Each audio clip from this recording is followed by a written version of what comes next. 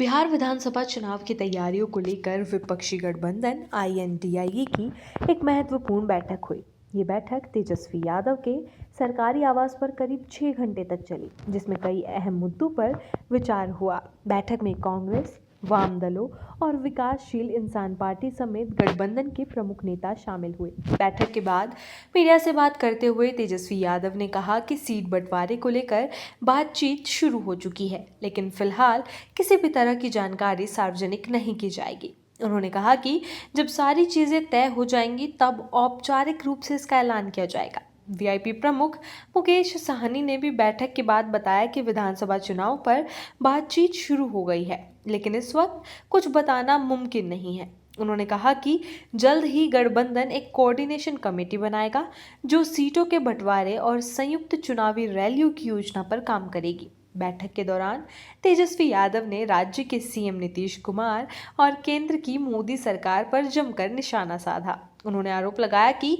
नीतीश सरकार के पास कोई स्पष्ट विजन नहीं है और राज्य में कानून व्यवस्था की स्थिति दिन पर दिन बिगड़ती जा रही है। तेजस्वी ने कहा कि जो योजनाएं उन्होंने युवाओं और महिलाओं के लिए प्रस्तावित की थी, अब नीतीश सरकार उन्हें कॉपी करने की कोशिश कर रही है। उन्होंने कहा, हमने युवा आयोग और बुजुर्गों की पेंशन बढ़ाने की बात की थी, अब सरकार वही कर रही है।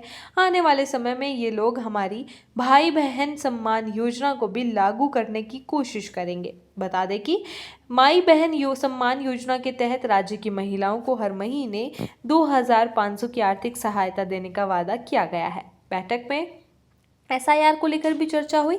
वीआईपी प्रमुख मुकेश साहनी ने कहा कि उनकी पार्टी एसआईआर का विरोध करती है, लेकिन जब तक सुप्रीम कोर्ट का अंतिम फैसला नहीं आ जाता तब तक नियमों का पालन किया जाएगा। सभी दलों ने इस बात पर सहमति जताई कि मतदाता सूची में किसी भी तरह की गड़बड़ी को रोकने के लिए सतर्कता बरती जाएगी। गठबंधन की लंबी बैठक रुकावट के लिए खेद है। जियो के साथ करें 349 रुपये में धमाकेदार शुरुआत।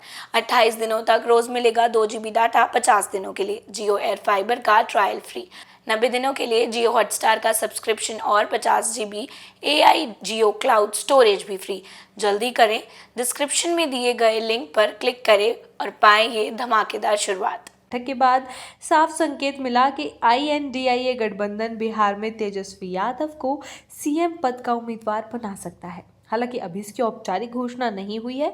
जब डिप्टी सीएम को लेकर सवाल किया गया तो मुकेश साहनी ने मुस्कुराते हुए कहा, और कौन, मैं ही हूं। इसके बाद वे वहां से चले गए। बैठक इस बात का संकेत है कि आईएनडीआईए गठबंधन पूरी ताकत से एनडीए और नीतीश सरकार को चुनौती देने की रणनीति बना चुका है। आने वाले दिनों में सीटों के बंटवारे को लेकर स्थिति और स्पष्ट हो जाएगी। इसके बाद गठबंधन अपनी चुनावी रैलियों, संयुक्त घोषणा पत्र और प्रचार अभियान की शुरुआत करेगा।